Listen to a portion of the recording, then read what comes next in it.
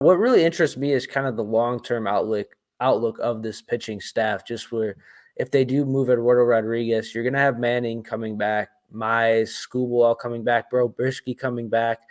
What do you guys kind of view as, maybe towards the end of this season after the trade deadline, but kind of just a long-term view of this rotation and what we can see? Do you see Joey Wentz being a guy that could be able to stick? Do you think Fideo is going to be able to stick in this rotation? I think there's a lot of moving parts, and I think this rotation could look really, really different, in a couple months from now.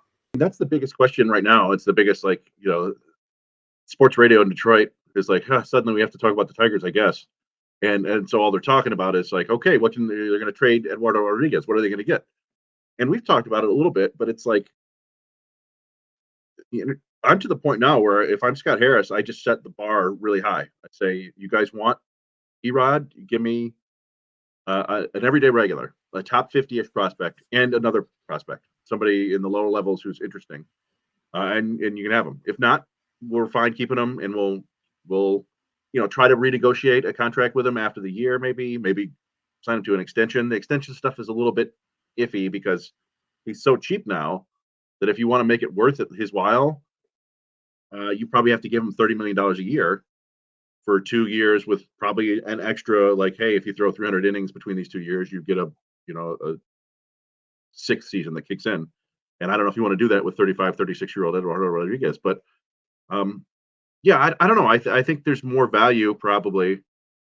I guess the Tigers could always use more talent in the minor league system, right? But it all depends on what you're going to get. If you're just going to get and I don't mean to be mean, but like a Sawyer Gipson Long level prospect, like what they got for Fulmer, then just keep Eduardo Rodriguez and play fun baseball throughout the summer. That's going to be more valuable, I think, to your team, to your young players to go out there and try to win. But not to belabor that point, but yeah, I mean, I think Skubal will come back and be a member of the rotation. Hopefully, there's no setbacks there, and presumably Manning will too. But I would not put it past Manning to spend some time in Toledo because he deserves it, if you will. I don't picture Faedo sticking in the rotation long term, but he surprised me last year until he got hurt. He was pitching a lot better than I thought he would. Brisky, I think they had basically moved him to the bullpen already, so I think that'll take care of itself.